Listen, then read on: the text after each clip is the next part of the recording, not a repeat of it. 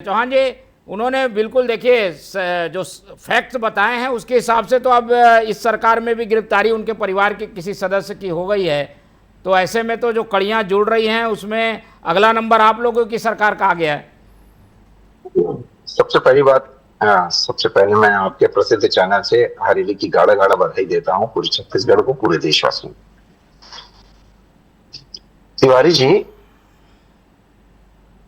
तीनों की गिरफ्तारियों की परिस्थितियां अलग, और जब पहली गिरफ्तारी हुई थी, जब इनके पिताजी की गिरफ्तारी हुई थी, उस समय तो भूपेश बघेल खुद मंत्री थे उस सरकार के मंत्री थे।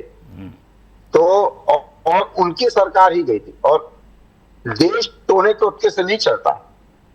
तो अब मेरे को समझ में आता है तिवारी जी कि 3 साल पहले जो 2000 करोड़ रुपए का जो भ्रष्टाचार करवाया गया था, वो क्यों करवाया गया।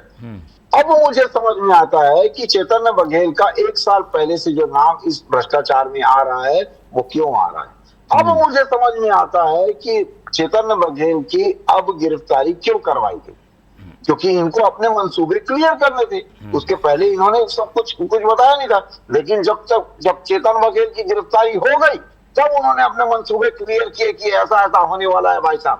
तो मुझे लेकिन एक बात समझ में नहीं आई तिवारी जी, कि जब ये अपने मंसूबों के लिए चेतन बघेल को अंदर करवा देते हैं, लेकिन उसको छुड़ाने की कोशिश क्यों करते हैं फिर?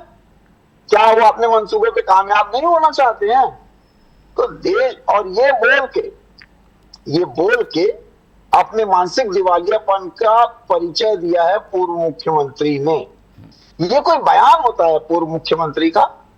ये मतलब थोड़ा सा सेंस का रखना चाहिए कि आप किसी अब आप छत्तीसगढ़ के, आप प्रदेश के मुखिया रह चुके हैं, और आपको बहुत सारे लोग फॉलो करते हैं। मतलब आपको इस टाइप की चीजें और इस टाइप की बयानबाजियों से बचना चाहिए। दूसरी बात, ये बोल के छत्तीसगढ़ की जनता का और देश की जनता का उन्होंने अपमान भी किया, क्योंकि उन्होंने ये साबित कर दिया बोल के कि भाई जो मेरे परिवार को हाथ लगाएगा, छत्तीसगढ़ जो सरकार उसकी नहीं चली, भले वो कांग्रेस हो, भले वो भारतीय जनता पार्टी हो। ये उन्होंने साबित कर दिया।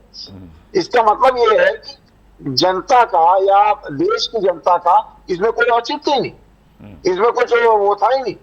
और उसके बाद आप खुद बताइए कि जब जनता जनार्दन है, तो ये इस टाइप की बयानबाजी क्यों? और ठीक है, क्या आपको एक सेकंड, आपने बहुत समय दिया नारायण जी को, मेरे को भी थोड़ा सा समय दीजिए मेरी बात रखने का। तिवारी जी, सबसे मेन बात ये भी है कि देश संविधान से चलता है, संविधान से, और संविधान ये बोलता है जो अपने काले कारनामे करेगा वो जेल की सलाखों में जाएगा।